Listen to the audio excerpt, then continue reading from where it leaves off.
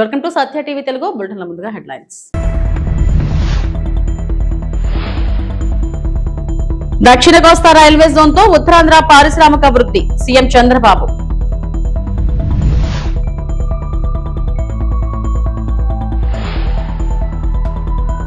విజయ్ రాజకీయ విజయంపై KA Paul shocking comments.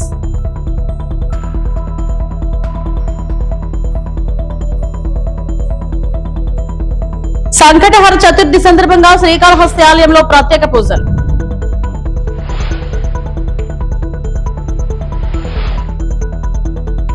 Visakha కేంద్రంగా దక్షిణ కోస్తా రైల్వే జోన్ ఏర్పాటు చేస్తూ రైల్వే శాఖ గెజిట్ నోటిఫికేషన్ విడుదల చేయడం హర్షణీయమని ఏపీ సీఎం చంద్రబాబు అన్నారు. ఏపీ ప్రజల చిరకాల స్వప్నం నెరవేరింది. 2026 జూన్ 1వ తేదీ నుంచి విశాఖ కేంద్రంగా జోన్ అధికారిక కార్యకలాపాలు ప్రారంభం కానున్నాయి. వాల్తేర డివిజన్ పునర్వ్యవస్థీకరణలో భాగంగా పలాస, ఇచ్చాపురం వంటి కీలక సెక్షన్లను విశాఖ డివిజన్ లో విలీనం చేయడం ఉత్తరాంధ్ర రవాణా రంగ ముఖ చిత్రాన్ని మారుస్తుంది. నూతనంగా ఏర్పాటైన విశాఖ డివిజన్, రాయగడ డివిజన్ల మధ్య సమన్వయంతో రైల్వే వ్యవస్థ మరింత బలోపేతమవుతుంది. రాష్ట్ర అభివృద్ధికి, ప్రత్యేకించి ఉత్తరాంధ్ర పారిశ్రామిక అభివృద్ధికి దోహదపడుతుంది.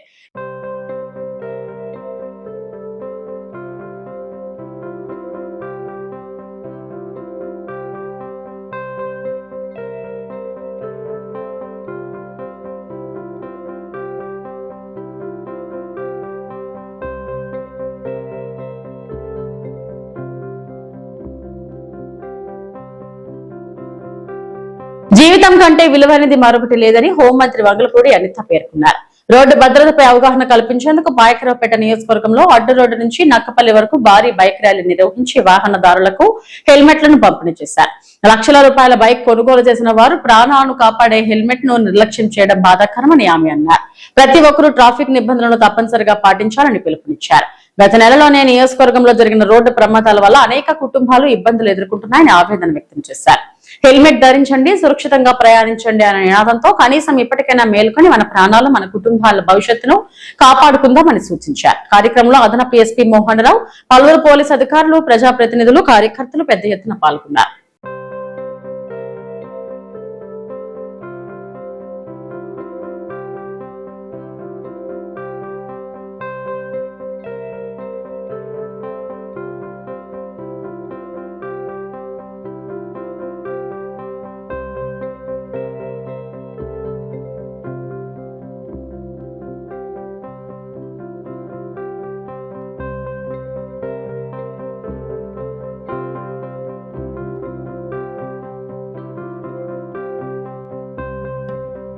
తమిళగ వెట్రి కలిగం టీవీకే అధినేత విజయ్ చెన్నైలోని పార్టీ కార్యాలయానికి చేరుకున్నారు. ఎన్నికల్లో గెలిచిన అభ్యర్థులతో ప్రభుత్వ ఏర్పాటైన ఆయన చర్చించనున్నారు. తమిళనాడు అసెంబ్లీ ఎన్నికల్లో సంచలన విజయం సాధించిన టీవీకే 108 స్థానాలు కైవసం చేసుకుంది. ప్రభుత్వ ఏర్పాటుకు ఆ పార్టీకి మరో 10 స్థానాలు కావాల్సి ఉంది.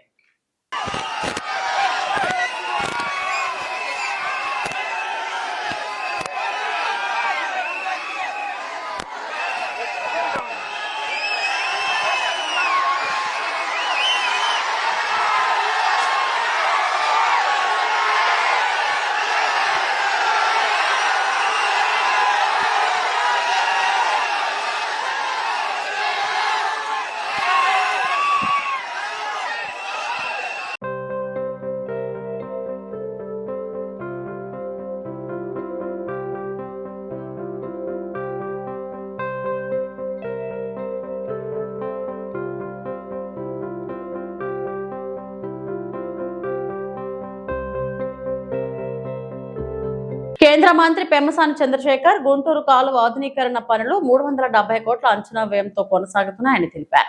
ఈ ప్రాజెక్టు ద్వారా మంగళగిరి, పొన్నూరు, ప్రతిపాడు నియోజకవర్గాల్లో సాగునీరు మరియు త్రాగునీటి అవసరాలను తీర్చేలా కాలువను విస్తరించి ఆధునీకరించనున్నారు. నీటి కొరతతో ఇబ్బందులు పడుతున్న రైతులకు దీర్ఘకాలిక ఉపశమనం కలిగించడమే ఇలా ప్రాజెక్టు లక్ష్యమని తెలిపారు. మంత్రి పెమ్మసాని చంద్రశేఖర్ స్థానిక ఎమ్మెల్యే రామాంజనేయులతో కలిసి గుంటూరు కాలువ పనులను పరిశీలించి పనుల పురోగతిని సమీక్షించారు. దీనివల్ల గుంటూరు ఛానల్ ఎక్స్టెన్షన్ చేయటం వల్ల ఇప్పుడు 27,000 ఎకరాల ఆయకట్టు ఏదైతే ఉందో అది ఇంకొక 48,000 ఎకరాల అడిషనల్గా ఆయకట్టు వచ్చి 75,000 ఎకరాల ఆయకట్టుకి మంచి నీరు వస్తుంది. అదేవిధంగా అడిషనల్గా ఒక 40-50 గ్రామాలకి డ్రింకింగ్ వాటర్ సప్లై కూడా వస్తుంది. ఇందులో ఇప్పుడు ఈరోజు నిన్న ముఖ్యమంత్రి గారు శాంక్షన్ చేసింది ఈ ఛానల్ మోడర్నైజేషన్. ఈ ప్రాబ్లం ఏంటి, ఇప్పుడు ఈ 47 కిలోమీటర్లు ఏదైతే గుంటూరు ఛానల్ ఉందో అందులో లాస్ట్ 10 కిలోమీటర్లు అంటే 37 నుంచి 47 కిలోమీటర్ల మధ్య ఛానల్ విడ్త్ అనేది తక్కువగా ఉండటం వల్ల ఈ ఛానల్ కింద ఎక్స్టెన్షన్ చేసినా కూడా వాటర్ వచ్చేటువంటి పరిస్థితి లేదు. కాబట్టి ఇప్పుడున్న లాస్ట్ 10 కిలోమీటర్లలో ఇంకొక 50 ఎకరాల పైన ల్యాండ్ ఎక్విజిషన్ చేసి దాన్ని వెడల్పు చేయటం, అదేవిధంగా మొత్తం మిగిలిన దగ్గర వెడల్పు బాగానే ఉంది.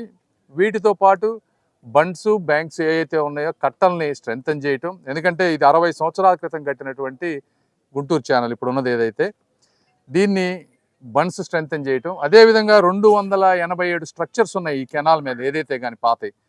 ఈ 287 స్ట్రక్చర్స్ సరిగా లేవు, వాటన్నిటినీ మళ్ళీ కూడా రీబిల్డ్ చేయటం, అదేవిధంగా స్లోప్ తీసుకోవటం. స్లోప్ తీసుకుంటే కొద్దిగా వాటర్ కిందకి వెళ్ళి గుర్రపు డెక్క కనుక మళ్ళీ పెరగకుండా చూస్తే మనకు మెయింటెనెన్స్ కాస్ట్ తక్కువ అవుతుంది. ఇప్పుడు మనకి గుంటూరు ఛానల్కి ఇచ్చినటువంటి వాటర్ 4 TMC వాటర్ ఇచ్చారు. అందులో ఈ స్లోప్ లేకపోవడం వల్ల కానీ గుర్రపు డెక్క వల్ల కానీ కేవలం 1.5 TMC మాత్రమే మనం ఈరోజు వాడుకుంటా ఉన్నాం. సో ఈ 4 TMC వాటర్ని ఉపయోగించుకునే విధంగా 370 కోట్ల రూపాయలతోటి ఈరోజు అడ్మినిస్ట్రేటివ్ శాంక్షన్ గౌరవ ముఖ్యమంత్రి గారు ఇచ్చారు.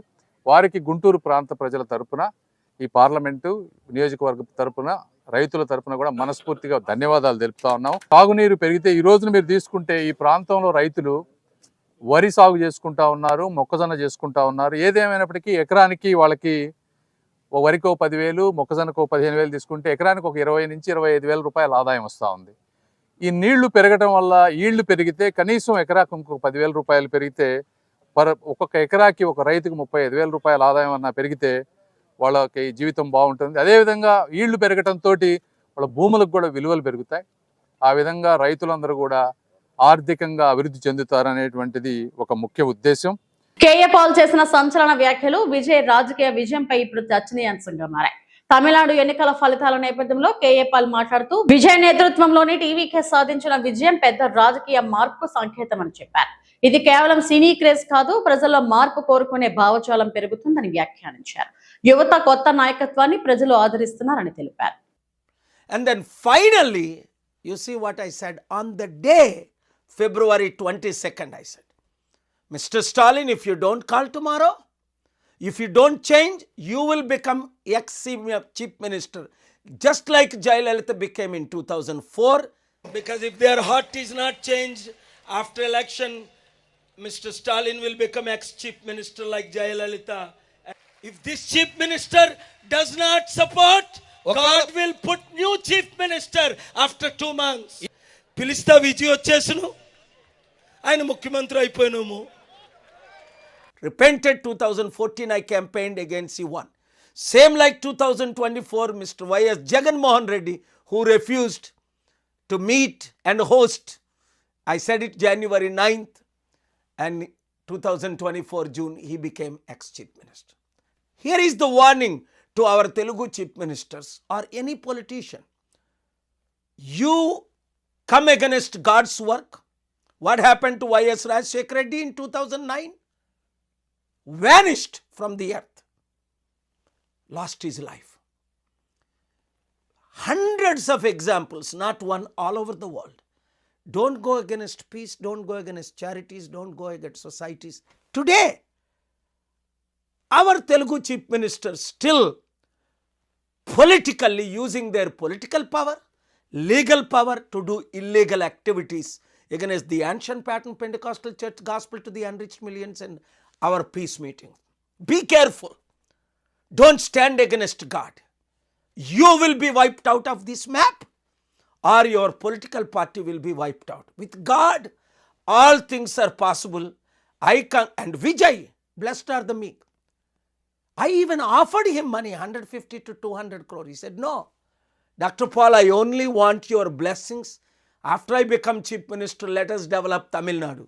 I am here standing with the next chief minister of Tamil Nadu, Vijay Joseph. Put him on the map, introduce him to the world leaders, and develop the state of Tamil Nadu. Don't compromise, Vijay. God is with you. People are with you. Truth is with you. I am with you. Thank you very much. Telangana ప్రభుత్వ సలహాదారు వి హనుమంతరావు కీలక ప్రకటన చేశారు. BC కులగణన విషయంలో కేంద్ర ప్రభుత్వం వైఖరికి నిరసనగా మే 9 నుంచి నిరవధిక నిరాహార దీక్ష చేపట్టనున్నట్లు తెలిపారు. ప్రధానమంత్రి నరేంద్ర మోడీ తెలంగాణకు రాకముందే బీసీ జనగణనపై స్పష్టమైన హామీ ఇవ్వాలని డిమాండ్ చేశారు. బీజేపీ ప్రభుత్వం బీసీలకు మద్దతు ఇస్తున్నామని చెబుతున్నప్పటికీ ఆచరణలో మాత్రం నిబద్ధత చూపడం లేదని విమర్శించారు. అంతేకాకుండా పెట్రోల్, డీజిల్, అవసరమైన నిత్యావసర సరుకుల ధరల పెరగడం వల్ల ప్రజలు తీవ్ర ఇబ్బందులు పడుతున్నారని ఆరోపించారు. ద్రవ్యోల్బణం అన్ని వర్గాలపై తీవ్ర ప్రభావం చూపుతుందని తెలిపారు. బీసీ కులగణన, తెలంగాణ రాజకీయాలు, కేంద్రంపై వి హనుమంతరావు చేసిన ఈ తీవ్ర వ్యాఖ్యలు రాష్ట్ర రాజకీయాల్లో చర్చనీయాంశంగా మారాయి.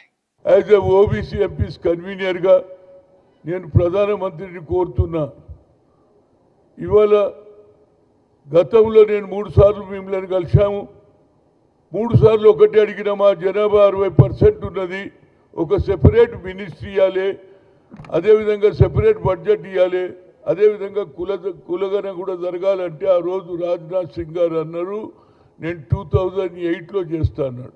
కానీ ఆయన చేయలే. కానీ ఇవాళ జనగణ జరుగుతున్నది. ఆ గజెట్లో ఎస్సీ ఎస్టీ పేరున్నది కానీ ఓబీసీని టోటల్గా తీసేయడం జరిగింది. ఇంతకంటే అన్యాయం ఎక్కడ లేదు. కానీ మొన్న జరిగినటువంటి నిన్న ఫలితాలు చూస్తుంటే ఉత్తర భారతంలో నీకు అవకాశం వచ్చింది, సరిపెట్టావు. దానికంటే ముందు ఒక అమెండ్మెంట్ బిల్ పాస్ చేసుకున్నావు. అదేవిధంగా ఏది ఒక అమెండ్మెంట్ బిల్తో పాటు 3 తలాక్ కూడా బిల్ పాస్ చేసుకున్నావు. దానికంటే ముందు 370 పాస్ చేసుకున్నావు, సరిపెట్టేసినావు. సరే ఏది జరిగినా కానీ ఇవాళ మా రాష్ట్రంలో రాహుల్ గాంధీ సందేశం తర్వాత రేవంత్ రెడ్డి గారు ఈ ప్రాంతంలో తెలంగాణ ప్రాంతంలో ఆయన కులంగాన జరిపాడు. దాని సర్వే కూడా చేయించాడు. 150 కోట్లు పెట్టాడు. అసెంబ్లీలో క్యాబినెట్లో నిర్ణయం అసెంబ్లీలో పాస్ చేసి అది ఆర్డినెన్స్ తీస్తే కోల్డ్ స్టోరేజ్లో వేసినటువంటి గవర్నర్ ఆ తర్వాత మా ముఖ్యమంత్రి గారే వచ్చి ఢిల్లీలో ధర్నా కూడా చేశారు జంతర్ మంతర్లో. కనుక ఇవాళ ఆ సంటెన్ తీశారు. కాబట్టి ఇవాళ నా దగ్గరికి ఇన్యూమినేషన్లో మున్సిపల్ అధికారులు వచ్చారు. నాది మీరు చెప్పండి అంటే నేను చెప్పా, మాది న్యాయం జరిగే వరకు మా కులాన్నే మా బీసీలనే అనగదొక్కాలని ఆలోచన చేస్తున్నటువంటి ఏది నరేంద్ర మోడీ గారికి నేను ఉత్తరం రాశా. అయ్యా ఇప్పటికన్నా నీ ఆలోచన ఉన్నదా లేదా?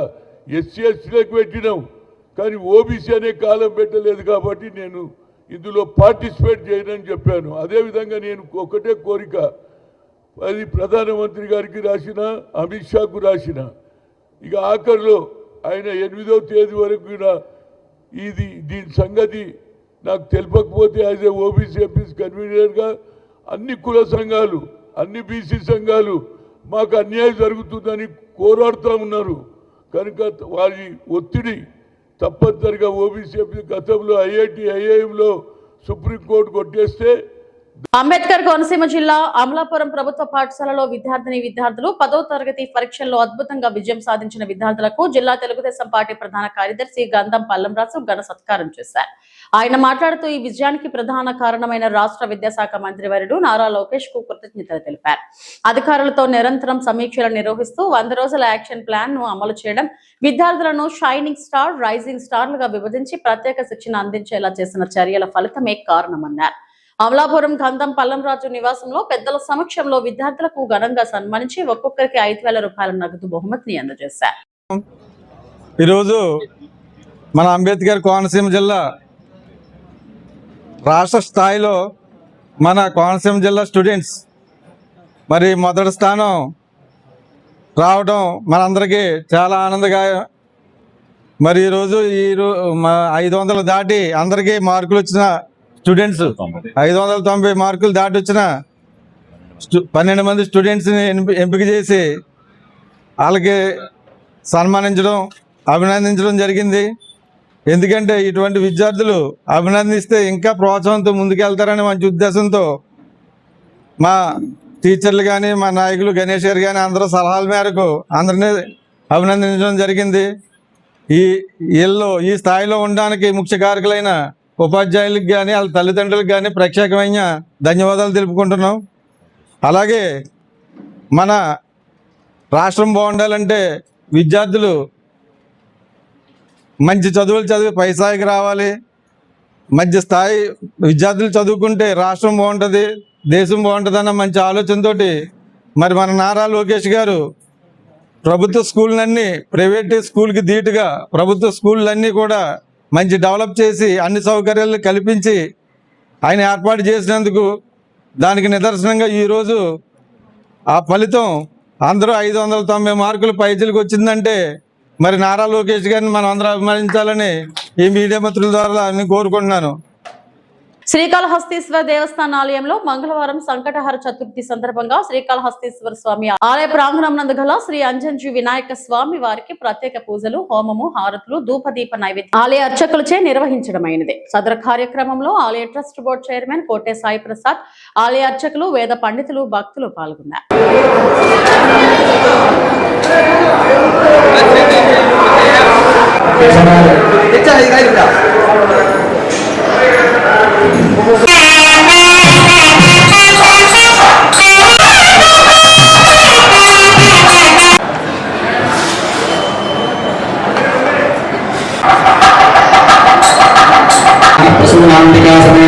శ్రీకాళహస్తీశ్వర